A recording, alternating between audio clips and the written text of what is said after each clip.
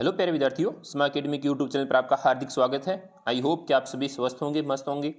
आज हम बात कर रहे हैं कार्यपत्रक 81 के बारे में। वीडियो को एंड तक जरूर देखें क्योंकि अपन इसमें एक साथ 5 कार्यपत्रक करेंगे। शुरुआत करते हैं। उससे पहले अगर आपने चैनल को सब्सक्राइब नहीं किया है तो प्लीज़ चैनल को सब्सक्राइब जरूर करें। दक्षता, अपनी कल्पना से कहानी कविता को आगे बढ़ाते हुए लिख पाना। जैसे यहाँ पे एक आपके पास कहानी दी हुई है, कहानी को पढ़िए और कहानी को आगे बढ़ाकर लिखिए। एक बकरी चरने के लिए जंगल गई, सामने बाघ आ गया। बकरी पहले तो घबराई, फिर हिम्मत जुटाकर बोली, अगर मुझे न खाओ तो मैं तुमको 3 सच्ची बातें बताऊंगी। बाघ बकरी की बात मान गया। बकरी बोली, पहला सच, अगर तुम मुझे न खाओ तो यह बात जाकर दूसरे बाघों को बताओ तो वे तुम्हारी बात को झूठ समझेंगे। सच है ना?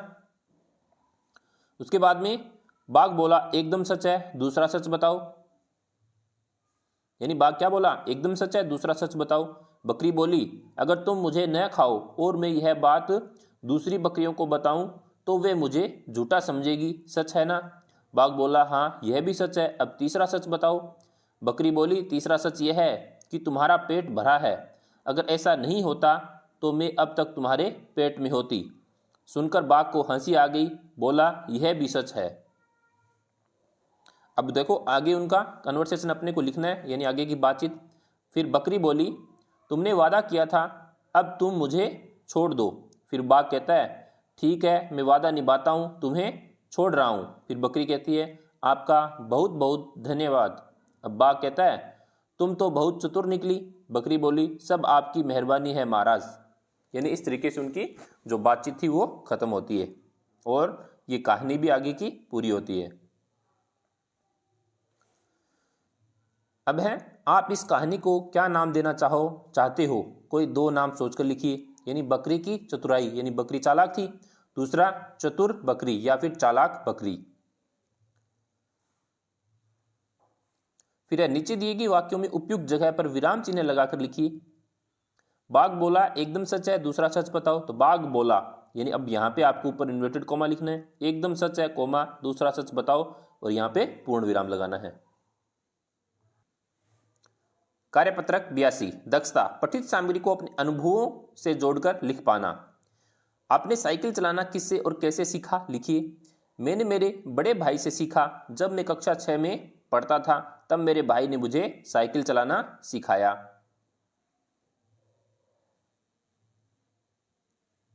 दूसरा, साइकिल चलाना सीखने के बाद आपके जीवन में क्या क्या बदलाव आए हैं? लिखिए। साइकिल से बाजार से सामान ले आता हूं। दूसरा, साइकिल से खेत चला जाता हूं। तीसरा, साइकिल से स्कूल चला जाता हूं। यानी ये बदलाव आ गए, पहले पैदल ये काम करता था, अब वो साइकिल से करने लगा है। तीसरा है, महिलाओं के जीवन में साइकिल चलाने से जो आत्मविश्वास जगा है उससे जीवन में क्या क्या बदलाव हुए हैं? लिखिए। पहला है, महिलाएं आज बाजार का काम स्वयं कर लेती है। दूसरा है, महिलाएं मजदूरी पर जाने के लिए प्रयोग करती है, किसका? साइकिल का। तीसरा है, खेतों में जाने के लिए साइकिल का प्रयोग करती है। चौथा है, महिला पानी लाने के लिए साइकिल का उपयोग करती है। यानी उससे इनमें क्या जगह है? यानी आत्मविश्वास जगह है। फिर चौथा है, आपके स्कूल में साइकिल से आने वाले किसी एक बच्चे से बात करते हुए उसके साइकिल चलाने के अनुभवों को लिखिए।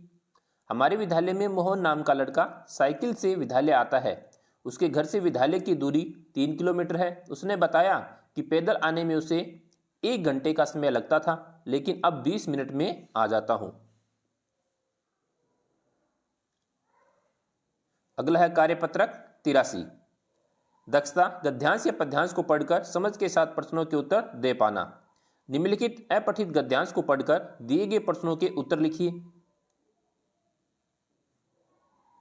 जैसे एक कंपनी ने एक नई कार बनाई, उस कार को जनता के सामने लाने के लिए सजाया गया और कारखाने से बाहर निकालने की तैयारी कर ली गई, लेकिन बाहर निकालते समय पता चला कि कार की ऊंचाई मुख्य दरवाजे से लगभग 1 इंच ज़्यादा थी। सभी लोग परेशान हो गए। कुछ लोगों ने सुझाव दिया कि दरवाजे को ऊपर से 1 इंच काट दिया जाए और बाहर निकालकर वापस ठीक कर दिया जाए। कंपनी के सभी बड़े बड़े अधिकारी अपना दिमाग लगा रहे थे, परंतु इस समस्या का कोई हल नहीं निकल पा रहा था। तभी वहां खड़े एक मजदूर ने कहा, साहब अगर इजाजत हो तो मैं कुछ समाधान निकालूं। तब अधिकारी ने कहा, ठीक है बताओ, अब क्या करना चाहिए। मजदूर ने चुपचाप चारों पहियों को थोड़ी थोड़ी हवा निकाल दी। हवा कम हो जाने से कार लगभग 2 इंच कम हो गई। मजदूर ने कहा, साहब अब कार आराम से निकल जाएगी। सभी अधिकारी उसकी प्रशंसा करने लगे।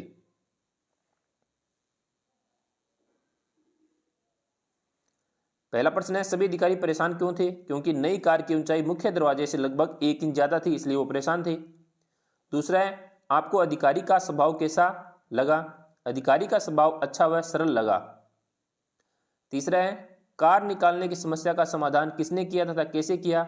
मजदूर ने किया, चारों पहियों की थोड़ी थोड़ी हवा निकालकर।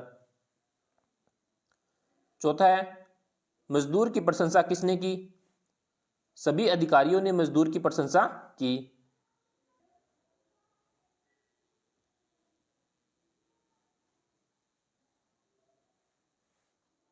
इस घटना से आप क्या समझते हैं? कभी किसी व्यक्ति को कम नहीं समझना चाहिए। सभी से विचार विमर्श कर हर समस्या का हल निकाला जा सकता है। नेक्स्ट है, आपने अथवा आपके किसी परिचित ने कभी किसी समस्या का समाधान अपने स्तर पर निकाला हो तो लिखिए। एक बार हमारे गांव में एक गाड़ी कीचड़ के अंदर फंस गई थी। तब सभी ग्रामवासियों ने मिलकर गाड़ी को कीचड़ से बाहर निकाला था। नेक्स्ट है कार्यपत्रक 84, दक्षता, व्यवहारिक व्याकरण, सामासिक शब्दों के पहचान कर पाना। निम्नलिखित समस्त पदों को उनके समास घर से यानी मिलाना है। कैसे? जैसे यहां पे दे रखा है चारपाई, तो चारपाई में कौन सा समास है? द्विगु समास है, तो आपको इससे मिलाना है। फिर त्रिनेत्र में द्विगु समास है, तो त्रिनेत्र को इस द्विगु समास से मिलाना है। फिर तिरंगे में द्विगु समास है, तो इसको इससे मिलाना है। फिर है महाराज, तो महाराज में कर्मधारय समास है। फिर माखन चोर में तत्पुरुष समास है, तो इसको इससे मिलान करना है। नीलगाय में कर्मधारय समास है, तो इसको मिलान करना है। श्रवण कमल में कर्मधारय समास है, इसमें मिलान करना है। विद्यालय में तत्पुरुष समास है, और सप्ताह में द्विगु समास है, और नवरात्र में द्विगु समास है, तो इसका इनके साथ क्या करना है? मिलान करना है।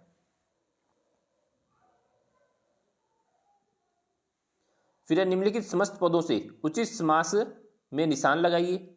चौराहा यानी द्विगु समास है चौराहे में, तो आपको इस द्विगु समास पे निशान लगाना है। दोपहर फिर द्विगु समास है।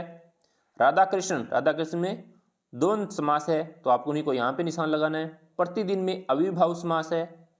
गजानन में कर्मधारय समास है। अगला है कार्यपत्रक 85, दक्षता, गद्यांश या पद्यांश को पढ़कर समझ के साथ प्रश्नों के उत्तर दे पाना। दी गई कविता को पढ़कर प्रश्नों के उत्तर लिखिए। निज गौरव नित ज्ञान रहे, हम भी कुछ हैं यह ध्यान रहे। सब जाए अभी पर मान रहे, मरने पर गुंजित गान रहे। कुछ हो न तजो निज साधन को, नर हो न निराश करो मन को। इस कविता से अपने को कुछ प्रश्नों के उत्तर देने हैं। जैसे कविता में दिए गए शब्द तजो का अर्थ क्या है? तजो का अर्थ है छोड़ना। हमें किस बात का ध्यान रखना चाहिए? हम भी कुछ हैं, इस बात का हमें ध्यान होना चाहिए। तीसरा है सब कुछ खो जाए पर क्या है जो नहीं खोनी चाहिए? तो आत्मसम्मान नहीं खोना चाहिए। चौथा है मनुष्य को निराश क्यों नहीं होना चाहिए? तो निराश होने से अपने कार्य में सफलता नहीं मिल पाती है। पांचवा है आपके अनुसार इस कविता का शीर्षक लिखिए आत्मविश्वास, यानी आत्मविश्वास होना क्या है? बहुत जरूरी है। अगला है कविता के भाव अपने शब्दों में लिखिए। कवि कहता है कि तुम मानव हो, तुम्हें अपने गौरव का हमेशा ध्यान होना चाहिए। तुम अपने होने के महत्व को समझो, ऐसे कार्य करो कि मृत्यु के बाद भी हमारा यशगान होता रहे। चाहे सब कुछ मिट जाए लेकिन हमारा आत्मसम्मान नहीं मिटना चाहिए। चाहे कुछ भी अड़चन आ जाए, अपने कार्य का त्याग मत करो, न ही निराश होना। तो इस तरीके से अपने कविता को अपने भाव में लिखा है।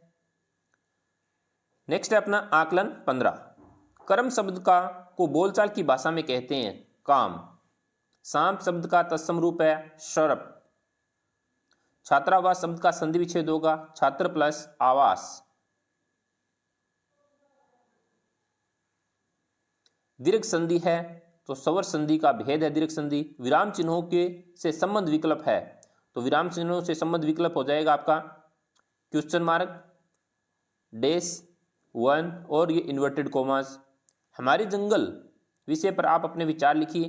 प्राचीन समय में खूब जंगल थे, लेकिन अब धीरे धीरे मनुष्य अपने स्वार्थ के लिए जंगलों को काटता जा रहा है, जिससे जंगली जानवरों को बहुत परेशानी का सामना करना पड़ रहा है।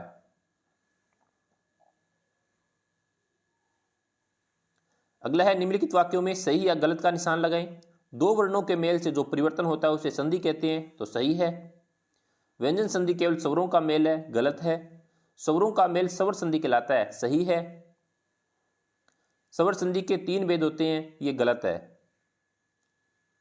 आप अपने काम समय से करते होंगे।